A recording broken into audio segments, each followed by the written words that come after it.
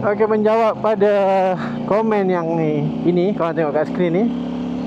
Alright, dia kata penat tak untuk kita pakai motor besar, motor sisi besar untuk daily ride pergi kerja. Okey, sini aku nak kongsikan lah macam mana, apa pengalaman aku. Sambil-sambil tu kita sembang atas motor lah.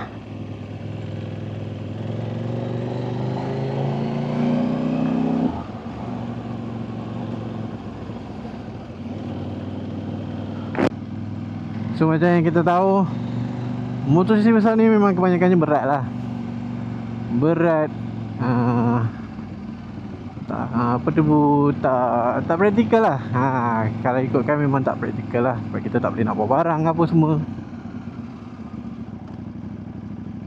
Tapi kenapa aku memilih untuk pakai motor sisi besar untuk pergi kerja? Penat ke tak? Penat ke tidak? Jadi jawapannya ya dan tidak. Macam tu. Okay, kenapa ya? Sebab tadilah aku cakap tadi, sebab berat, sebab tak praktikal. Tapi dia lebih tapi motor ni, motor naked, khususnya motor naked ni, dia tak adalah terlalu berat macam motor touring. Motor touring dia sampai 200 lebih, 230, 240. Ini berat dia di bawah 200 kg saja. Jadi untuk bawa dalam keadaan yang dalam town lah contohnya kan,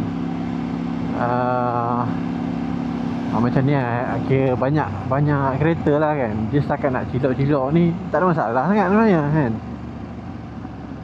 Dia mungkin ada struggle sikit, tapi once kita dah biasa dengan berat dia, kita dah hari-hari kan. Jadi berat tu dia tak mengganggu sangat lah sebenarnya. Yang mengganggu mungkin bila kita nak parking,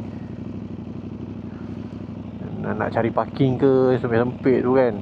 Kalau terparking kat tempat yang dia menurun sikit lah, macam berbukit sikit kan, itu sekejap lagi nak tarik ke, nak keluar daripada parking tu memang payah sikit lah. Tapi untuk kegunaan harian tak ada masalah.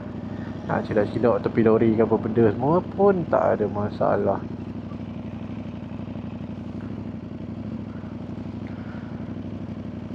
Lagi pula, kalau kita tengok sebab dia berat kan. Bila dia dah berat, jadi kita nak bawa pada kelajuan yang tinggi, dia stabil lah kan. Dia tak perlu, dia tak adalah kena tolak dengan angin. Kadang kalau kita pakai kapcai, motor yang kecil lah kan, motor kecil, motor yang ringan, motor kapcai contohnya, bila pada kelajuan 100 lah contoh, 100 ke 80 ke, kita lalu tepi lori ke bas ke lalu tepi kita, memang terasa dia punya goyang tu. Tapi motor macam ni dia tak rasa.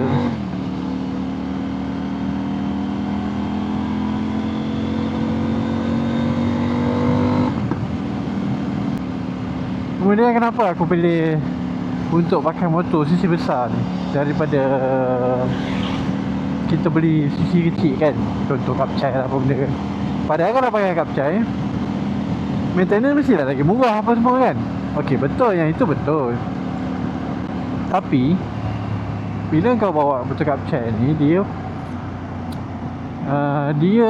mana fokus utama dia lebih kepada jalan dalam lah, jalan pekan apa semua kan. Aku nak motor yang dia boleh dalam town, boleh highway sikit-sikit. Tapi mesti orang akan fikir kan, kos tak tinggi ke nak bela motor sisi besar macam ni kan. Okay, dia depends pada, kalau daripada segi kos penyelenggaraan, memanglah ini tinggi sikit, tapi untuk kepuasan dan keselesaan yang kau dapat, aku rasa dia berbaloi lah. Dia tak macam, kalau nak kata beza Kapcai dengan motor ni, dia tak adalah terlalu jauh sangat. Cost maintenance minor dia tak adalah terlalu jauh sangat. Beza dalam 20-30 ringgit macam tu. Kalau nak kira aku punya maintenance lah motor ni kan, setiap kali aku servis, aku akan servis dalam 5,000 ke 6,000 macam tu lah. Minyak hitam aku akan beli dengan dekat online lah. Aku beli dekat online 3 botol boleh dapat bawah 100 lah, 100 lebih macam tu lah. Okay, so lepas tu kau servis lah dekat service center dia, ataupun dekat penjual dia lah, dekat Enforce ke apa benda kan. Service charge barulah 50. Paling tinggi pun kau suruh dia check minyak, check coolant ke, check rantai ke, dia boleh pergi sampai 100.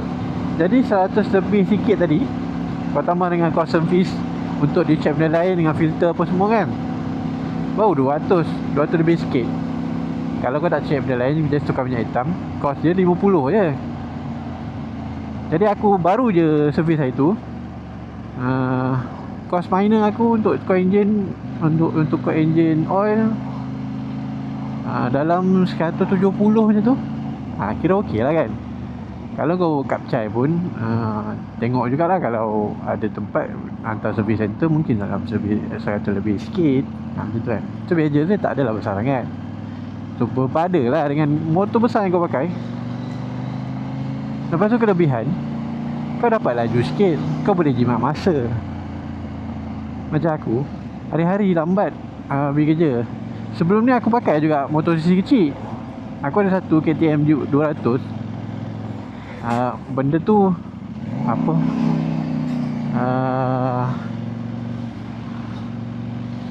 boleh je pakai, tak ada masalah pun kan. Tapi semua bila kau bawa 100, dia maksimum full throttle dia boleh pergi 102 sampai 103 macam tu je lah. Kau dah full throttle. Bila full throttle ni, kau punya vibrate tu dekat handlebar tu lah, memang dah kuat gila lah. Kau akan rasa letih.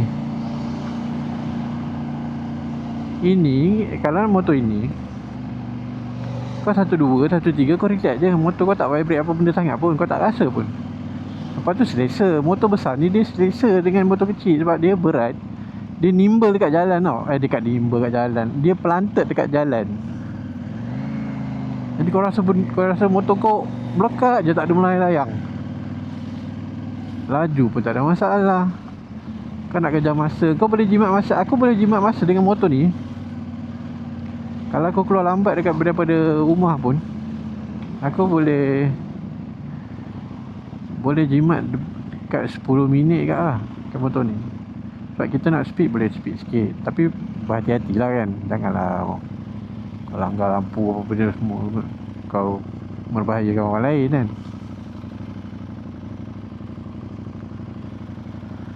Tapi jimat. Lepas tu dia fun. Motor aku, contoh kan, motor ni toki gila kot. Jadi bila motor toki ni, dia sangat fun. Itu yang membawa point aku, kenapa aku pilih Xiaomi motor 800 NK ni. Satu sebab ini enjin KTM kot. Kau dapat DNA Eropah kot. So kalau siapa yang pernah test ride KTM 790, korang akan tahulah feel power dia macam mana. Even kalau kau pakai Duke 200, Duke 250 pun, kau dah rasa dah dia punya torque tu. Ini kan pula 79 kan. Lepas tu kau dapat feel motor KTM 790, tapi dengan harga yang jimat hampir 10,000 murah dia daripada motor tu. Jadi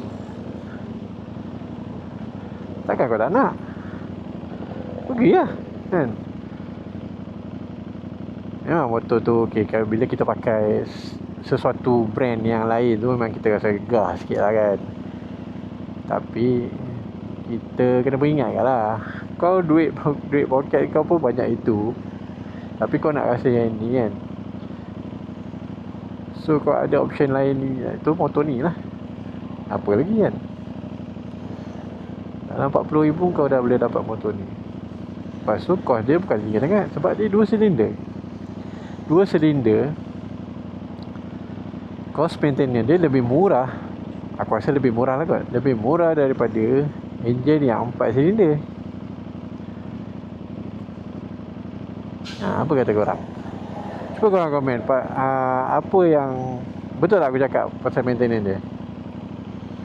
And maintenance enjin, maintenance silinder yang lebih sikit lagi murah lah daripada maintenance untuk motor yang banyak silinder. Lagi banyak silinder, lagi berat motor kau. Memang power best apa semua kan. Lepas tu, kenapa aku pakai motor ni? Sebab bunyi dia tau. Bunyi dia memang best gila. Korang kalau nak kata 4 silinder, 3 silinder, orang dah biasa dengar lah. Orang tahu motor tu memang sedap kan. Tapi untuk enjin 2 silinder yang 285 degree crank dia ni, dia ada peminat dia sendiri lah. Contohnya akulah kan, 285 crank ke 270 macam MT-07 kan. Dia ada satu bunyi yang matang, yang best lah dengar. Memang kita tak dengar macam bunyi inline 4 berjalan semua tu kan. Tapi dia pun tak kurang hebat kan. Tapi motor ni, jadi aku tak payah tukar exhaust pun. Aku buang tabung tengah je, bunyi dia memang dah rabak lah. Jadi dia banyak jimat lah. Selain daripada motor ni yang dia bagi tag macam-macam. Contoh, dia bagi tablet ni. Cuba korang cari, bagi tahu aku. Kalau korang tahulah, cuba komen dekat bawah. Motor apa, motor naked apa yang bagi tablet untuk meter? Mana ada? Habis-habis kau dapat meter kecil. Habis kalau LCD pun kecil je lah kan. Motor-motor Jepun mana ada bagi benda macam ni. Tiba-tiba dalam meter ada map apa semua kan. Motor Eropah mungkin ada, tapi harga kau sendiri ingat lah. Ini tag dia bagus, ada traction control, ABS, brake bagus, bunyi sedap. Apa kena lagi? Harga murah. Takkanlah kita tak nak consider kan. Consider lah, bagi chance lah dekat siap motor. Nama tengah naik kot.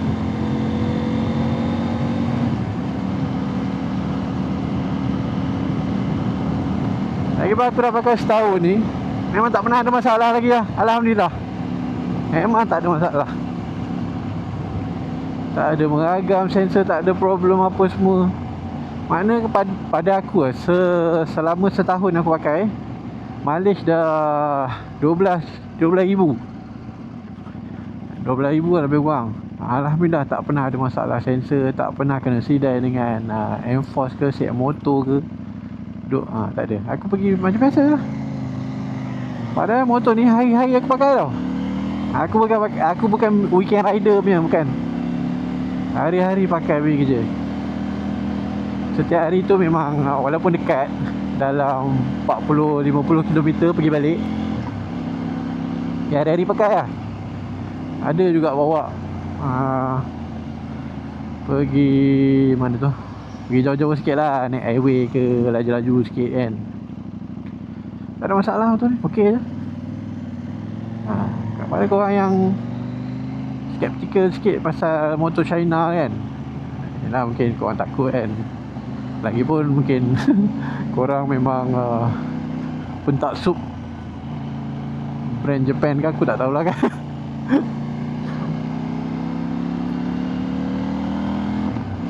Tapi try lah, mana tahu benda tu memang sesuai dengan korang.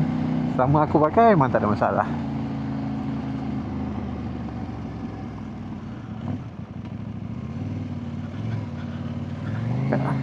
Kalau cerita pasal bab tag tadi kan, macam dia bagi screen besar-besar gini, apa faedah kan? Ini lah faedah dia. Kau nampak? Kalau korang tengok betul-betul, ni maps ni. Korang boleh kena Apple CarPlay. Kalau korang pakai handphone kan, kena je Apple CarPlay. Korang boleh dah pakai Maps ke, nak pakai Spotify ke apa benda ke kan, tak ada hal lah kan. Kalau untuk Android, dia dah ada Motoplay. Dia dalam apps dia ada Maps. Korang boleh hidupkan motor lah. Bukan start engine, boleh hidupkan motor dengan pakai apps je.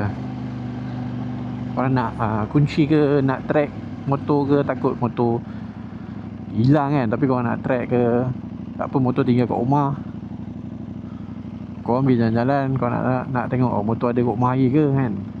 Ataupun bila time dia motor tergerak ke, ada orang gerak kan, dia bagi notification. Okay lah, not bad lah kan. Kau bayar murah tapi kau dapat teknologi yang bagus.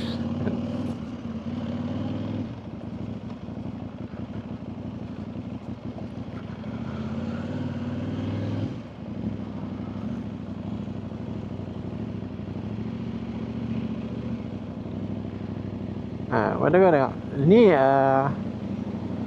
apa ni, dia punya signal kan, signal dia nanti off sendiri. Kau tak payah tekan-tekan.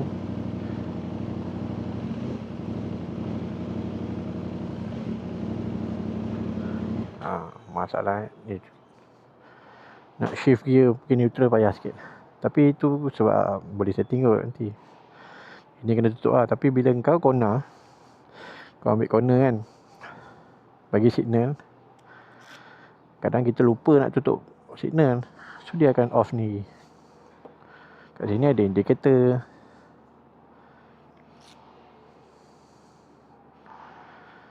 Kau boleh tukar mode on the fly. Apa lagi nak? Cruise control ada, nampak?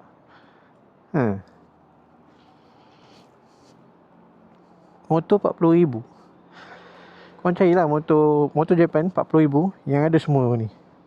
Motor Japan ke, motor Europe, apa-apalah kan, yang ada semua tag ni. Tak ada aku rasa. Lampu bila off, dia off sendiri kan.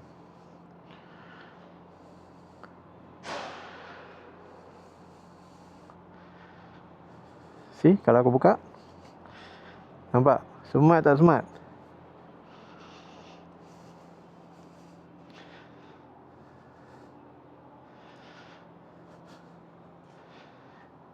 Macam.